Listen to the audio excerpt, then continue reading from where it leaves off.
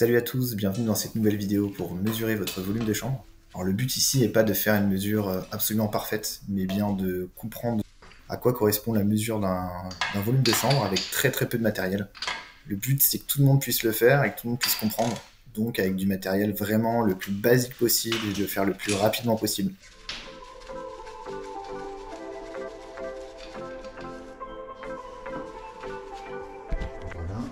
Ça va être pour vider votre moteur de son huile. Une fois que l'opération sera terminée, vous prévoyez un petit récipient sous votre échappement pour venir récupérer l'huile. Vous prenez une seringue. Alors là, pour la vidéo, c'est voulu, c'est une très grosse seringue pour qu'on puisse voir vraiment les graduations.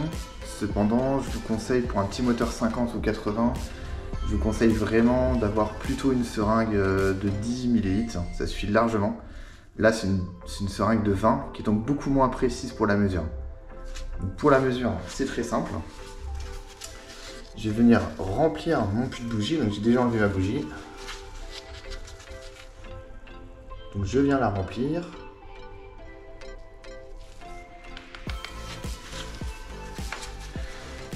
Jusqu'à ce qu'on soit à ras du filetage de bougie.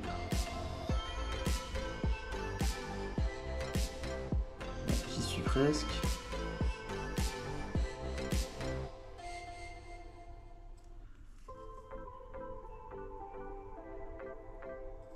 Ok. Donc voilà à quoi ça doit ressembler. Vous voyez, si je fais monter et descendre avec mon variateur, voilà, donc là on peut dire qu'on est exactement plein.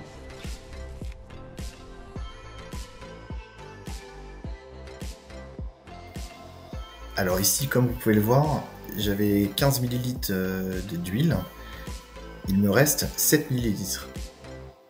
Je vais donc aller tout de suite sur la calculette de cylindrée des préparations.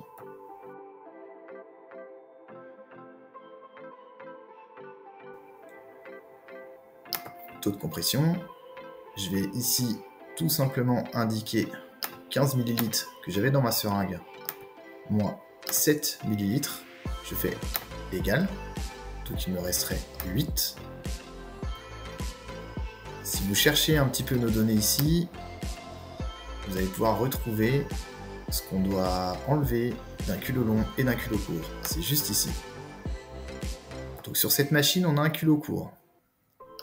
On doit donc enlever 1,5 ml. Je renlève 1,5 de filetage. Ça me donne 6,5. Je vais l'appliquer ici, dans le volume de chambre. Sur ce moteur, j'ai une course 44, pardon, ici, 44.9. Et on a les âges de 47. On ne va pas le calculer le taux japonais, on calcule le taux standard. Et j'appuie sur calculer.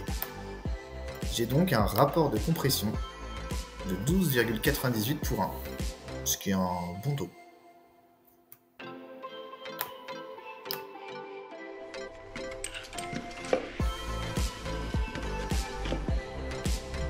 Donc je vais venir vider mon huile en tournant tout doucement pour ouvrir seulement l'échappement.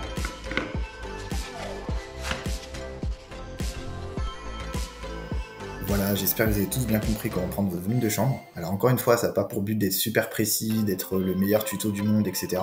Ça a pour but d'être rapide, clair, net, sans beaucoup de matériel, pour prendre son taux, prendre en tout cas son volume de chambre très rapidement. A bientôt pour de nouvelles vidéos.